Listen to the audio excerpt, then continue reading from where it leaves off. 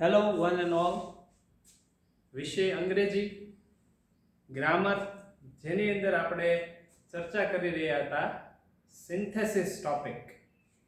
તો સિન્થેસિસ ટોપિકની અંદર synthesis means to combine the sentence and make one sentence, કે 3 કે 4 વાક્યો છે એને જોડી અને એક વાક્ય બનાવવું. બરોબર, વાક્યને જોડીને એક વાક્ય બનાવવું, ધેટ મીન્સ સિન્થેસિસ. તો આપણે સિન્થેસિસની વ્યાખ્યા સમજી, એમાં સિમ્પલ સેન્ટેન્સ સમજ્યા, કમ્પાઉન્ડ સેન્ટેન્સ સમજ્યા, કોમ્પ્લેક્સ સેન્ટેન્સ સમજતા હતા. એમાં અમુક જે સબઓર્ડિનેટિવ ક્લોઝ, એડવર્બ ક્લોઝનો ઉપયોગ કરી અને આપણે વાક્યને કેવી રીતે જોડી શકીએ એ બાબત વિશે ચર્ચા કરતા હતા. એમાં આપણે ઘણા બધા જે સબઓર્ડિનેટિવ ક્લોઝ છે, for example who, whom, whose, which, that, how, where અને when, આટલા વિશે આપણે લાસ્ટ લેક્ચરની અંદર ચર્ચા કરી હતી. આજે આ વિડિયો લેક્ચરની અંદર આપણે ચર્ચા કરીશું કે બાકીના જે સબઓર્ડિનેટિવ ક્લોઝ અથવા સબઓર્ડિનેટિવ કન્જંક્શન છે એનો ઉપયોગ કરવો, અને સાથે સાથે તમારે પરીક્ષામાં કેવી રીતે પૂછાય છે, જે પેરેગ્રાફ સ્વરૂપે અથવા તો 3-4 વાક્ય તમને આપ્યા હોય, તો એ વાક્ય જે આપ્યા હોય એને તમે કેવી રીતે જોડી અને લખી શકો એનો આપણે મહાવરો આજે કરીશું. તો શરૂ કરીએ. આપણે જે હવે પછી સમજવાનું છે when પછીની બાબત, તો એના પછીનું જે સબઓર્ડિનેટિવ ક્લોઝ છે એ છે if, unless.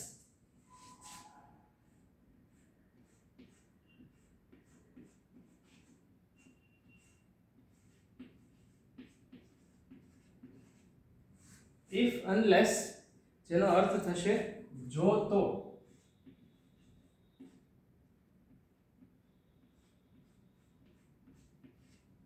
જો તો એટલે કે કોઈ શરતી વિધાન,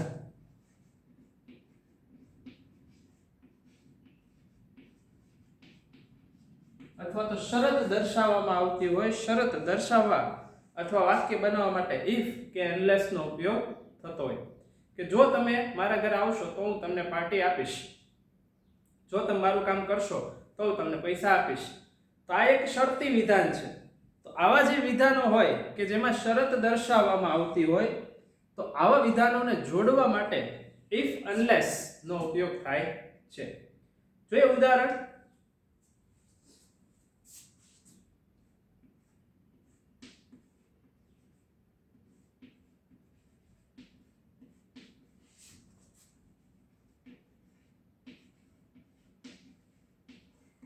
You come to my home, એક વાક્ય છે.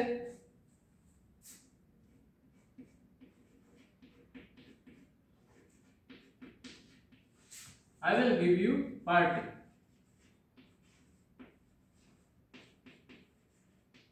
બરોબર, કે તમે મારા ઘરે આવજો, I will give you party, હું તમને પાર્ટી આપીશ. તો એક પ્રકારની શરત દર્શાવતા બે વાક્ય છે. તો જો આપણે ઘરે જઈશું તો જ પાર્ટી મળશે, જો ઘરે નહીં જઈએ તો પાર્ટી નહીં મળે. બરાબર, તો શરત દર્શાવવાની છે, એટલા માટે આપણે વાક્યને આ રીતે જોડી શકીએ that if you come to my home, comma,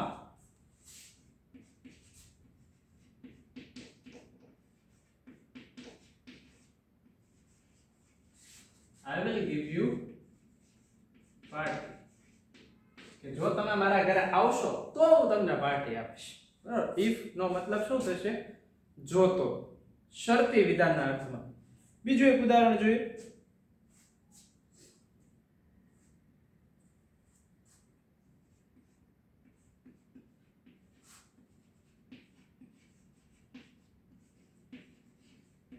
You work hard.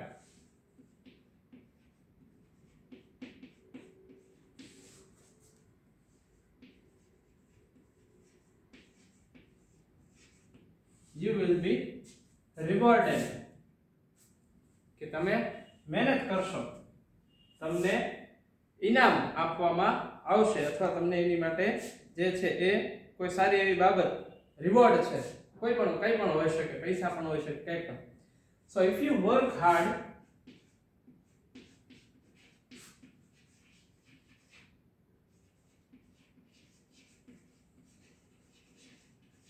comma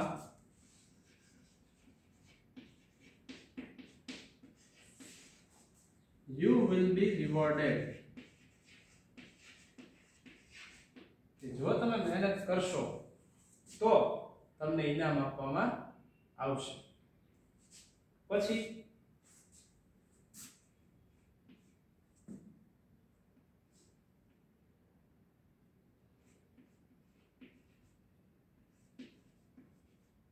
you cannot pass in the exam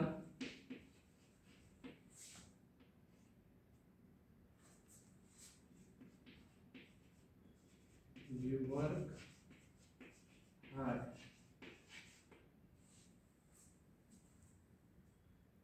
તો આ વાક્ય છે નકાર અર્થ એવો દર્શાવે છે, તો અનલેસ નો પણ ઉપયોગ કરી શકાય.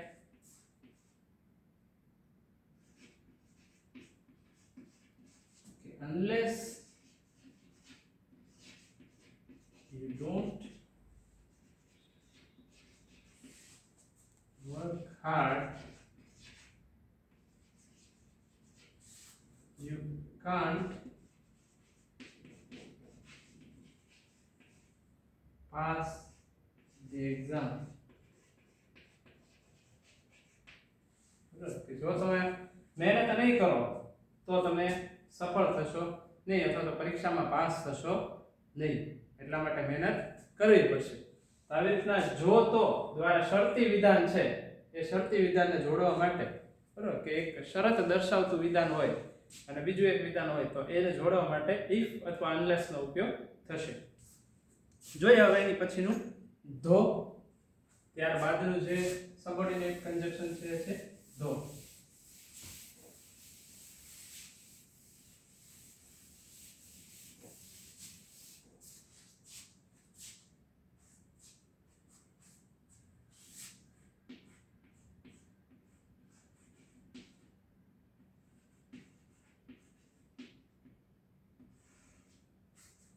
ધોનો મતલબ થશે તેમ છતાં.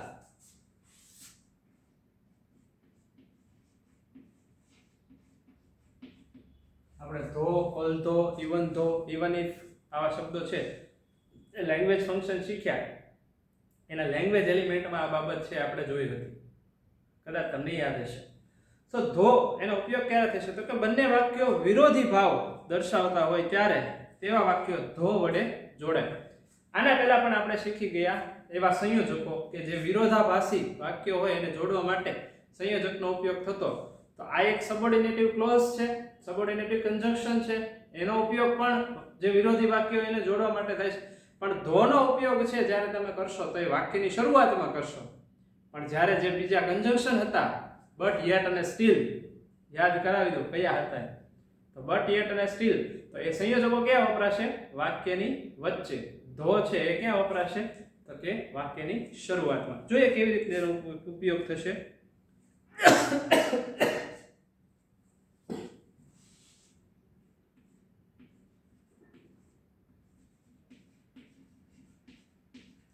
He works hard, he fails twice.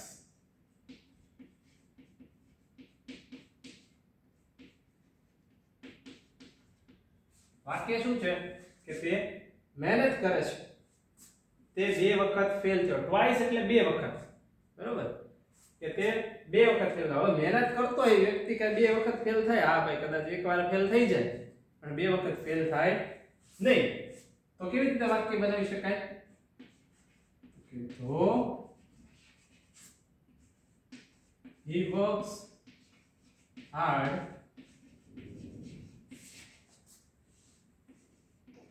he fails twice. બરાબર, આ રીતે વાક્ય બની શકે. ત્યારબાદ બીજું વાક્ય જોઈએ.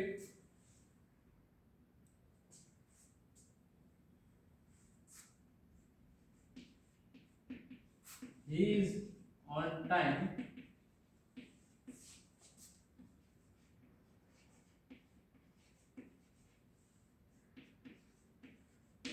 nobody trusts him. તો તમને કદાચ યાદ આવશે કે આવું વાક્ય તો આપણે બટ યેટ અને સ્ટીલમાં પણ જોઈ ગયા હતા. તો એવું જ વાક્ય છે ને એવો જ અર્થ દર્શાવે છે, કારણ કે વિરોધાભાસી જ છે બંને. પણ આનો ઉપયોગ ક્યાં થાય તો કે ધો ક્યાં વપરાય તો કે વાક્યની શરૂઆતમાં વપરાય છે. that though he is on time, comma, nobody trusts him. કે ભલે સોરી તે સમયસર આવ્યો તેમ છતાં કોઈ તેનો વિશ્વાસ કરતું નથી. nobody trusts him. એટલે ધો શબ્દ છે એને આપણે આગળ ઉપયોગ કરીએ છીએ. બટ યેટ અને સ્ટીલ માં પણ આવા જ કંઈક વાક્યો હતા, પણ એ બટ યેટ સ્ટીલ વાક્યની વચ્ચે વપરાતા હતા. ધોને આપણે વાક્યની શરૂઆતમાં મૂકીએ છીએ. બરોબર, એનો અર્થ કાંઈ લગભગ ફરતો નથી. આનો અર્થ છતાં પણ એવો અથવા તેમ છતાં થાય છે, અને ઓલાનો અર્થ થતો હતો પણ. જે બટ યેટ અને સ્ટીલનો છે એ અર્થ થતો હતો પણ. તો આવી રીતે આપણે ધોનો ઉપયોગ કરી અને વાક્ય બનાવી શકીએ છીએ.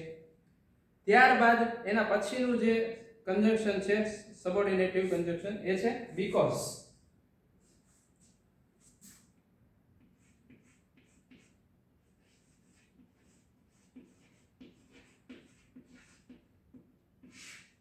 તો બીકોઝ નો અર્થ થશે કારણ કે.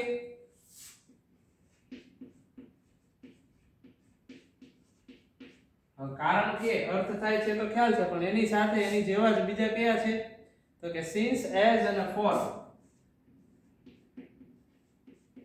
since, as અને for એનો અર્થ પણ ઓલમોસ્ટ બીકોઝ જેવો જ થાય છે, કે જે કારણ દર્શાવવા માટે પણ એનો ઉપયોગ થતો હોય. કે જ્યારે કોઈ વાક્યનું કારણ દર્શાવવાનું હોય, બરોબર, તો ત્યારે અથવા આપણને જ્યારે WH ક્વેશ્ચન લખતા હોય તો why થી પ્રશ્ન પૂછાય કે શા માટે, બરોબર, તો એ કારણ દર્શાવે છે.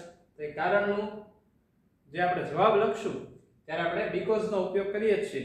તો બીકોઝ છે કારણ દર્શાવવા માટે કારણ કે તરીકે વપરાય છે. તો જોઈએ કેવી રીતે વાક્ય બનાવી શકાય.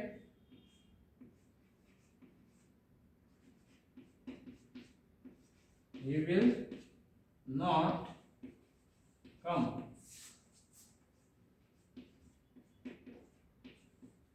He is ill. તે નહીં આવે. He will not come. He is ill. તે બીમાર છે. આવા બે વાક્ય તમને આપેલા છે, તો એ વાક્યને કેવી રીતે જોડી શકાય તો કે he will not come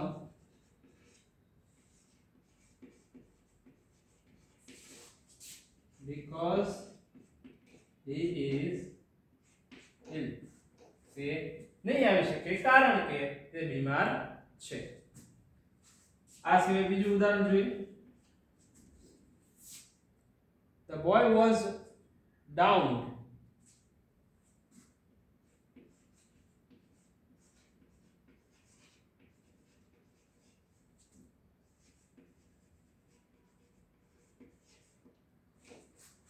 The boy was drowned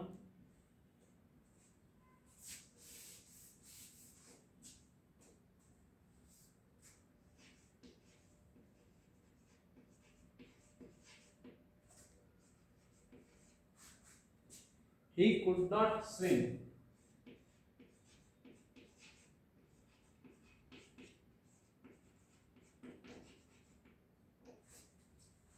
પેલો વાક્ય છે the boy was drowned, he could not swim.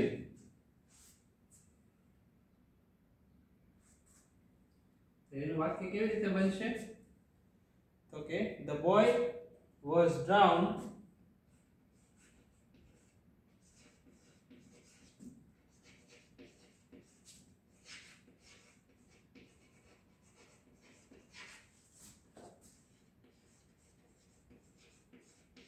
because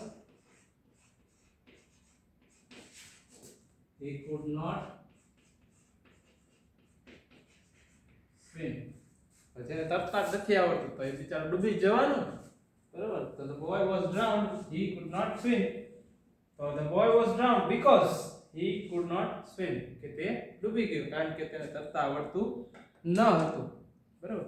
તો આ રીતે આપણે because નો ઉપયોગ, કારણ કે આ because છે એ પણ આપણે સંયોજક તરીકે ઉપયોગ કરી અને આપણે જોયેલું જ છે.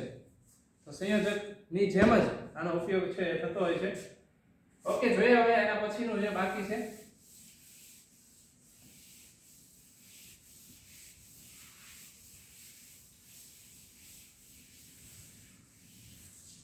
એના પછીનું જે લાસ્ટ બાકી છે સબઓર્ડિનેટ ક્લોઝ અથવા કન્જંક્શન, તો એ છે why.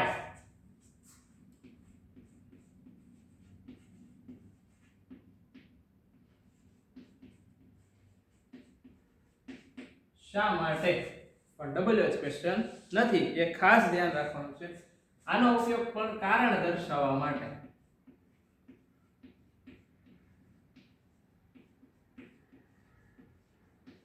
ઓલામાં કારણ કે બીકોઝ નો ઉપયોગ થતો હતો એ છે કારણ કે, અને અહીંયા why કારણ દર્શાવવા માટે જે છે why નો ઉપયોગ થશે.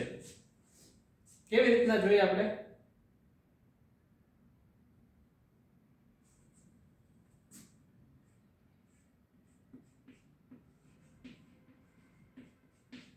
I don't know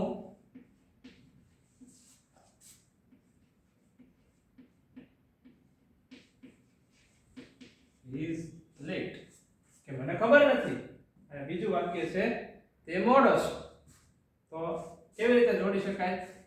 why તો છે એ વાક્યમાં આગળ આવે પ્રશ્નાર્થ વાક્યમાં, પણ આ ક્યાં આવશે? તો કેવા છે તો કે ભાઈ I don't know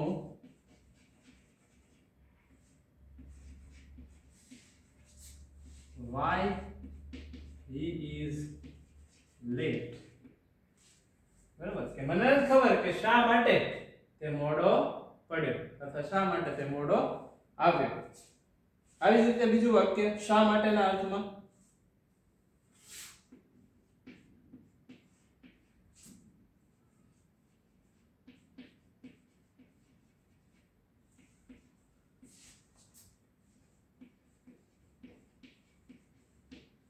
Do you know the reason?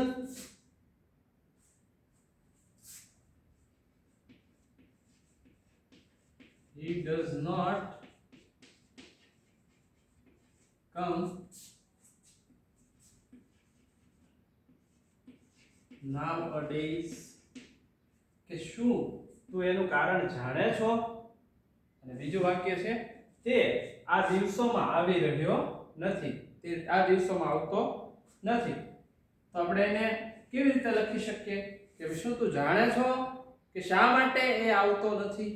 બરાબર, ગુજરાતીમાં આપણે એવી રીતે કહી શકીએ.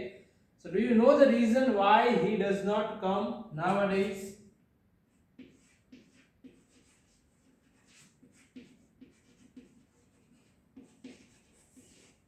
Do you know the reason why he does not come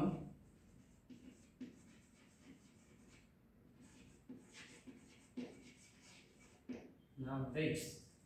આવી રીતે આપણે વાક્ય છે બરાબર એને અલગ અલગ જે આપણે પણ જેટલા પણ લગભગ 12 જેટલા સબઓર્ડિનેટ કન્જંક્શન છે એનો ઉપયોગ કરીને સમજ્યા. તો એ સબઓર્ડિનેટ કન્જંક્શન છે અથવા કોઓર્ડિનેટ કન્જંક્શન છે એનો ઉપયોગ કરીને જે શીખ્યા સાદા વાક્ય, સંયુક્ત વાક્ય અને સંકુલ વાક્ય, simple, compound and complex sentences.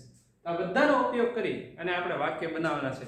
ક્યાં કયા શબ્દનો ઉપયોગ કરવો, ક્યાં કયું ક્લોઝ, ક્યાં કયું એડવર્બ વાપરવું એ આપણે નક્કી કરવાનું છે. આપણે આપણી રીતના વાક્ય, પણ વાક્ય કેવું બનાવવાનું છે? અર્થસભર વાક્ય બનાવવાનું છે. કારણ કે જે તમને વાક્યો આપ્યા હશે 3 કે 4 એ વાક્યોમાં કંઈક ને કંઈક રિપીટ થતું હશે, કોઈ સર્વનામ રિપીટ થતું હશે, કોઈ એક વ્યક્તિ વિશે કીધેલું હશે તો એની અમુક બાબતો રિપીટ થતી હશે. એ તમને ત્યારે જ ખ્યાલ આવશે જ્યારે તમે ઉદાહરણ જોશો કે કેવી રીતના પેરેગ્રાફમાં પૂછાશે. તો ચાલો આપણે જોઈએ એના ઉદાહરણો કે પરીક્ષામાં તમને કેવી રીતના પૂછાય, તમે કેવી રીતના લખી શકો.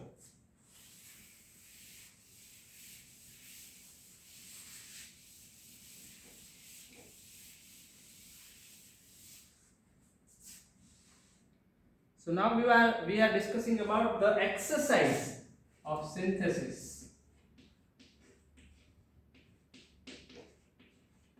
કેવી રીતે આપણે લખશું અત્યાર સુધી આપણે એની સમજ મેળવી હવે એની એક્સરસાઇઝ કે કેવી રીતના આપણે એમાં ચર્ચા કરી શકીએ અથવા તો એ જે મુદ્દો છે એને કેવી રીતના આપણે પરીક્ષામાં લખવાનો છે તો જોઈએ તમને પરીક્ષામાં આ રીતે આપ્યું હોય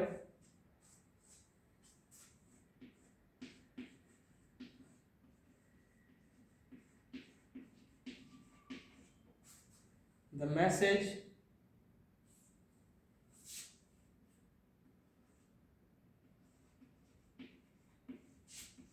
says this આવું એક વાક્ય છે it will reinstall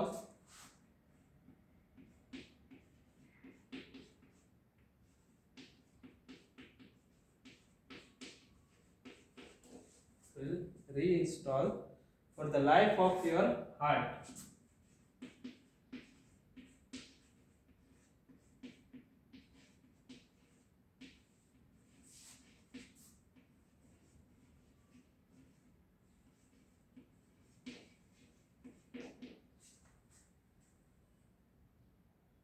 The message will see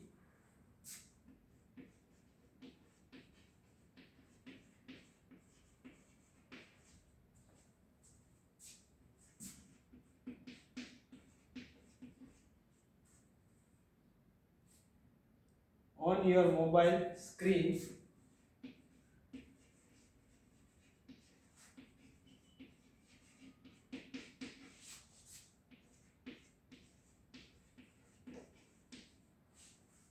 ત્રીજું વાક્ય do you see that message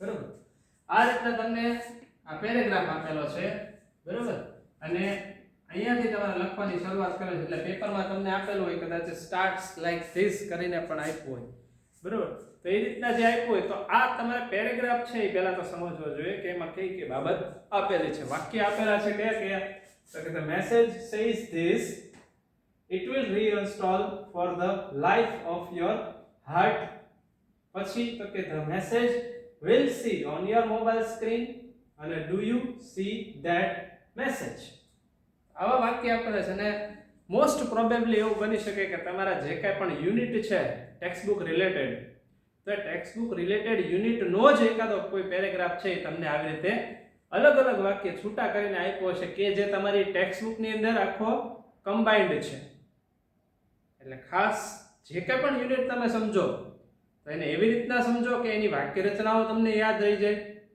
એની અંદર આવતા સબઓર્ડિનેટ કન્જંક્શન કોઓર્ડિનેટ કન્જંક્શન જે આપણે બધા શીખી ગયા એને ઓળખતા શીખો કે ભાઈ અહીંયા આ કેમ આવ્યું તો કે બે વાક્ય જોડાણા તો એ જેટલું શીખશો તમે એ પ્રમાણે તમને બહુ સરળ રહેશે તો આનો જવાબ આપણે લખીએ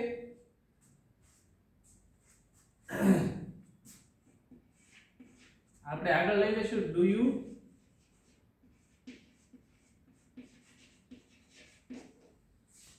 see that message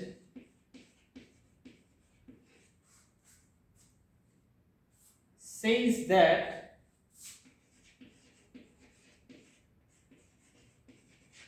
you see that message says that it will reinstall for the life it will reinstall for the life of your heart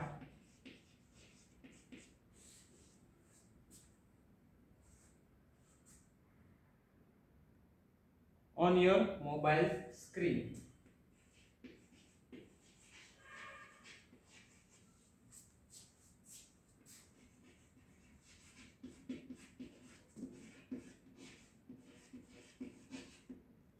બરોબર હવે અલ્પવિરામ ઘણીવાર છે અલ્પવિરામનો ઉપયોગ કરીને પણ તમે લખી શકો, બરાબર. તો અહીંયા આપણે શું કર્યું કે do you see that message, પછી says શબ્દ છે એ સીધો લઈ લીધો, says that, બરાબર. આ this છે એની બદલે that કરી નાખ્યું એવું કહે છે. અને that આ this નું that કર્યું એવું નહીં, પણ આપણે that જે છે હમણાં સબઓર્ડિનેટ કન્જંક્શન તરીકે આજ જે છેલ્લે સંકુલ વાક્ય શીખ્યા એમાં આપણે જોયું હતું, બરાબર, કે જે એવો અર્થમાં કેવું કહે છે કે it will, તો એ સીધું લઈ લીધું આપણે, બીજું વાક્ય એની સાથે જોડી દીધું, it will reinstall for the life of your heart. પછી પાછો આવે છે કે the message will see, તો એને આપણે દૂર કરી દેવાનું, જે રિપીટ થતી બાબત છે એને આપણે દૂર કરી દેવાની.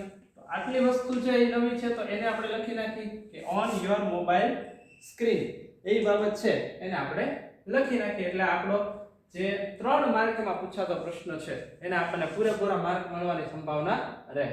આવી રીતના આપણે પેરેગ્રાફ છે અથવા તો 4 વાક્યો આપેલા છે એને આપણે જોડવાના રહેશે કે do you see that message says that it will reinstall for the life of your heart on your mobile screen. આવી રીતે એક જ વાક્યમાં આપણે આખું જે 3-4 વાક્ય છે એનો સમાવેશ કરી લીધો. હજી બીજા ઉદાહરણ જોઈએ, 1-2.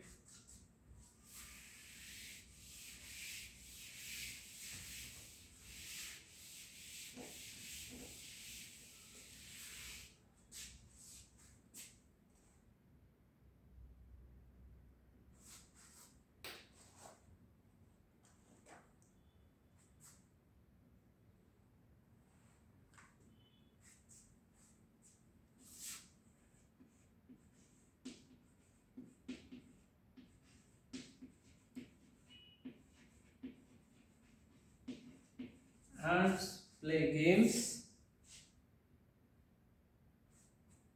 and nurse their sick babies.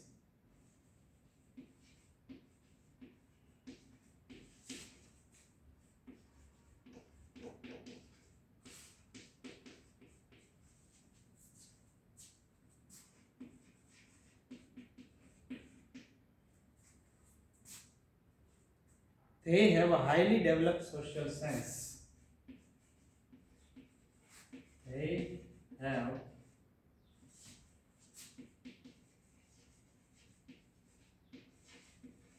highly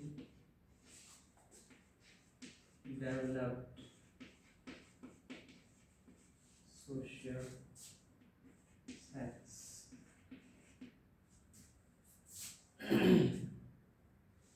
They have social sense like they have social sense like human being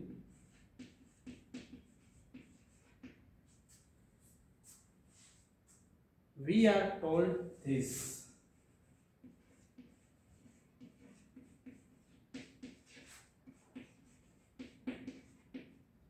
બરોબર.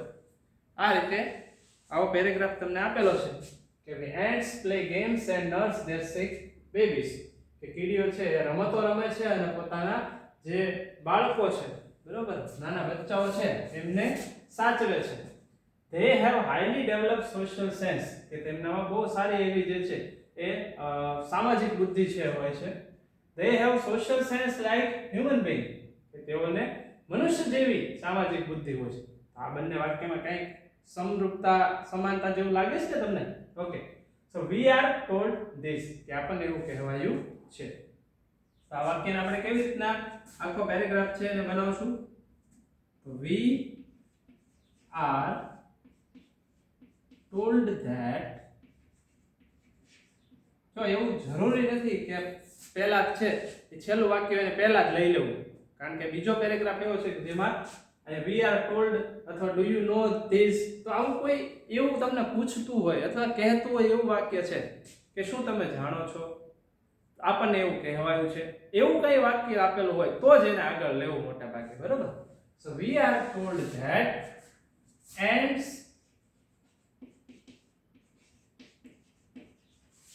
play games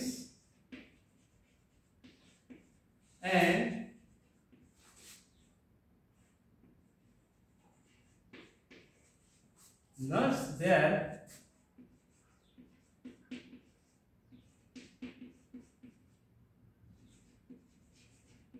sick babies, nurse their sick babies and have a highly developed social sense. તો અહીંયા આપણે જે છે એ સીધું, કારણ કે and વડે જોડવું છે આપણે, બરાબર. તો અહીંયા આપણે બે વાર એન્ડ ના લખી શકીએ, એટલે અહીંયા કોમા કરીને પણ લખી શકીએ કે we are told that ants play games, nurse their sick babies and have highly developed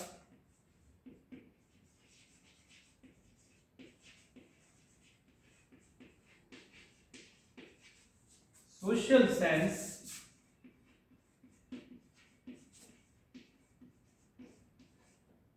તો social sense કોના જેવી છે? તો કે like human being.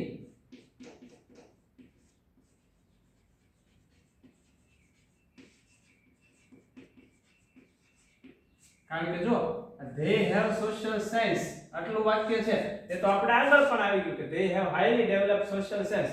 તો આપણે એ લખ્યું કે and have, તો they છે દરેક વખતે કીડીઓ માટે જે સર્વનામ વપરાય છે એ કાંઈ વાપરવાની જરૂર નથી. આ they છે, પછી આગળ જે ધેર આપેલું છે, તો એવું બધું અમુક શબ્દો છે એ ફરીવાર સર્વનામને આવતું હોય તો એને વાપરવાની જરૂર નથી. તો વાક્ય કેવું બને આપણું? આ વાક્યને આપણે આગળ લીધું, we are told that ants play games. અહીંયા end થી વાક્ય જોડેલું છે તો એમાં આપણે કોમા કરીને લખી નાખ્યું કે nurse their sick babies, પછી end થી વાક્ય જોડ્યું and have highly developed social sense like human being, કે માણસ જેવું તે એમનામાં જે છે સામાજિક બુદ્ધિ હોય છે. તો આવી રીતે વિદ્યાર્થી મિત્રો તમે બીજા પણ ઘણા જે છે એ પેરેગ્રાફ સોલ્વ કરી શકો છો, બરાબર. એને લગતા જે કાંઈ પણ પ્રશ્નો હશે, અથવા આપણે એક બીજા એવા પ્રશ્નો વાળું છે આખું કે જેની અંદર પ્રશ્નો અને એના ઉત્તરો છે આપેલા હોય એવી બાબત છે એ સોલ્વ કરીશું, જેની અંદર સિન્થેસિસનો વધારે તમને ઉદાહરણો છે એ મળી રહે. ઓકે વિદ્યાર્થી મિત્રો, અહીંયા સુધી રાખીએ છીએ. અહીંયા આપણો સિન્થેસિસનો ટોપિક પૂરો થાય છે. જેટલા પણ ઉદાહરણ લખાવ્યા છે, જે કંઈ પણ તમને હોમવર્ક મળ્યું છે એ તમારે કરવાનું છે, પાકી બુકમાં લખવાનું છે અને આની વધારે પ્રેક્ટિસ કરવાની છે. ઓકે, જય સ્વામિનારાયણ.